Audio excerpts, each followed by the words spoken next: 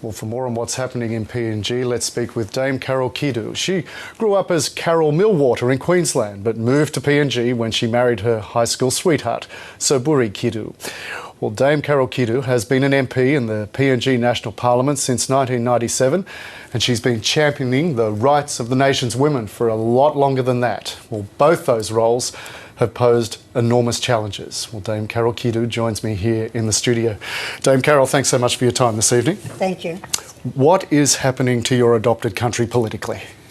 A very difficult one, very confusing, I think, for Australia. But we have two people who claim to be Prime Minister for different reasons. One by Supreme Court order, which should be paramount probably, I would think. But the other... Meaning Sir Michael Somare? Yes, yeah, but of course not having the numbers. And the other by passage of laws to amend the Prime Minister's Act, which then kind of negated the effect of the Supreme Court order, which was never taken onto the floor of Parliament. So it was really, in many ways, it was quite irregular, and we're taken to court, but we're still going through various court battles over it, yeah. Well, as that continues, we have the issue of the Chief Justice having been arrested and charged, and I heard you say in reaction to this yesterday that you were concerned about the very foundation of democracy in PNG. So with elections due to be held in a matter of months, mid-year, how healthy is democracy in Papua New Guinea? Well, I mean, people argue that we're a very vibrant democracy because of all of these things, but I am concerned. I am concerned about the democracy in the country.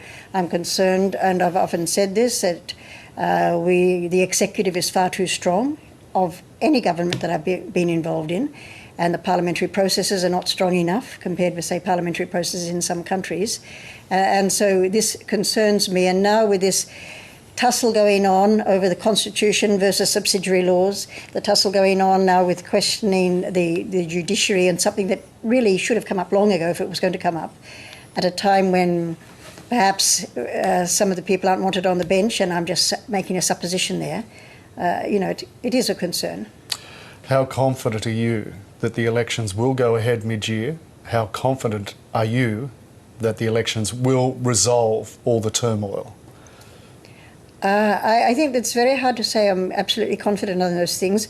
I am reasonably confident now that the elections will go ahead. There was, in the last debate of the last session of Parliament, this was a major issue of debate, and I will say that both factions, people from both factions, were arguing for the deferring of elections. I argued against deferring because I think it's important we go back to the people. But the Prime Minister has been very clear in stating that the elections will go ahead. I think the Deputy Prime Minister would like them to be deferred.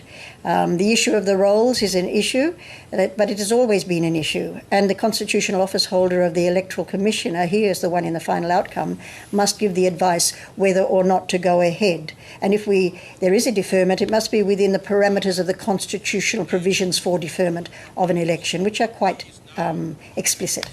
Now, you're the Parliament's opposition leader. In fact, you're more than that. You're half the entire parliamentary opposition. That's correct. Two members of the opposition. Yes. How much can two voices in opposition be heard? Very little, and in that way, I think in retrospect, there are some reasons why perhaps it was not wise to have a boycott, but I do understand the reasoning behind the boycott of the opposition. I didn't ever boycott. I sat in the middle benches, but I was not allowed a voice because I'm a head of a different party. I chose not to actually boycott Parliament, and I had permission of Sir Michael Somare for this. One, because the women's vote was coming up, and two, because as a parliamentarian I felt I have a duty on the floor, but I was not given a voice. Let's talk a bit about the women's vote, but more broadly, as a precursor to that, as I mentioned in the introduction, you've been fighting for many years for women's rights in PNG. Give us an idea of some of the biggest challenges facing women in PNG in their daily lives. For the majority of women, daily life is really a struggle. It's about producing the food for the nation, feeding their families, carrying water, getting firewood, and the majority still live a very traditional village life. Nowadays there's an increase in violence against women that is not culturally based, as far as I would say. I've lived in the society for over 40 years. I think it's a result of this very uncomfortable interface between tradition and modernity, and the protective customs for women have broken down, but legal provisions have not filled the vacuum quickly enough. So women are vulnerable now, and this is a great concern, because the vulnerability leads to vulnerability with HIV and many other things. Yeah. Well, for a country where women's rights are often ignored or literally violently denied, how much does it add to the difficulty of changing that, of trying to make what you're trying to make happen when there is just one female parliamentarian out of 109 in the national parliament? Quite clearly, one is not enough. 0.9. While I was working on policy frameworks and legislations that were kind of nice and warm, fuzzy things like revising the Child Welfare Act to create the new Lookout and Piccaninny Act, and many things that I did working on policies for disability, I had lots of support. But when I got into things that are regarded as contentious issues, one is not enough, and that's all there is to it. There are male supporters, but often they're not as vocal as you would want, and there are many that are going against the idea, and this is a big issue for women. Their voices must get around the decision-making tables. Well, as you mentioned before, there is this Women MP bill that you've been trying to get in to ensure that there are seats reserved, 22 for women in the national parliament through legislation. How has that been received both within the chamber and more broadly in the community? Within the chamber, the initial constitutional amendment required only 55 votes. It went through, and it would have gone through whether it was Sir Michael Somare or the President Peter O'Neill. The problem was the enabling law, which states that it shall be 22, etc., requires 73, and I always feared that would be a problem. When it came to the point 2 weeks ago, 21 people left the floor, and we were left with 58 votes for that particular vote. And in general, the men don't support it, I would say, in general. There is a core of men who have supported it all the way, but in the majority, no. Why not? And they see it as a free seat into Parliament, all sorts of things, not recognising that the other seats are almost impossible to win for women. The way politics has evolved in Papua New Guinea, it's a very male-dominated field. I'm in the fortunate situation of, first of all, I won on a sympathy vote to some degree and hard work, and then I live in the capital city, my electorate is in the capital city, so I have the corporate sector I can fundraise with to actually run a campaign. Most women are out in rural areas. There's no corporate sector to help them fundraise, and it costs money to run a campaign. All sorts of things against women. Yeah. Now, as an Australian-born woman in a position of power in PNG, you have a unique perspective here. From that perspective, what more could and should the Australian government do to help improve the lives of the people of PNG?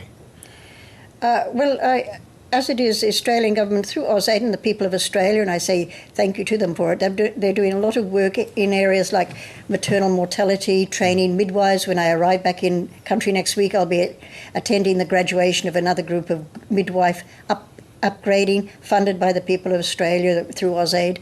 The education and health have been the main areas that Australia has put a lot of funds in, and it's important to keep doing that, and it's important always to make sure that it's not parallel systems working, but it's always strengthening the systems of government, the bureaucratic system, so that our machinery of government gets strengthened, because it has become very weakened. You can have all sorts of political upheavals in Australia, as you have had, but your machinery of government keeps moving forward. Whereas if there's a lot of political upheavals in Papua New Guinea, our machinery has become quite weakened, sometimes a bit decimated by politicisation, and so we have a real issue there. So we've got to constantly keep strengthening our machinery of government. Finally, you intend to retire at the next election, which is very soon. Yeah, exactly, Yes. but a few months.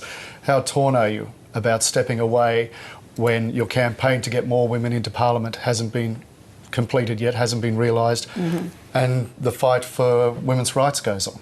I am torn in a way, but I think it gets to a stage where if you feel you're hitting a brick wall, sometimes you can attack that brick wall from another way, from outside. I feel I can serve better outside than inside, perhaps now. Time will tell whether I can or not. I'm certainly not going to be hanging out my shoes. I'll still be working. The fight goes on outside the Parliament? Outside the Parliament, yes. Dame Carol Kidu, thank you so much for speaking with us tonight. Thank you. Thank you very much.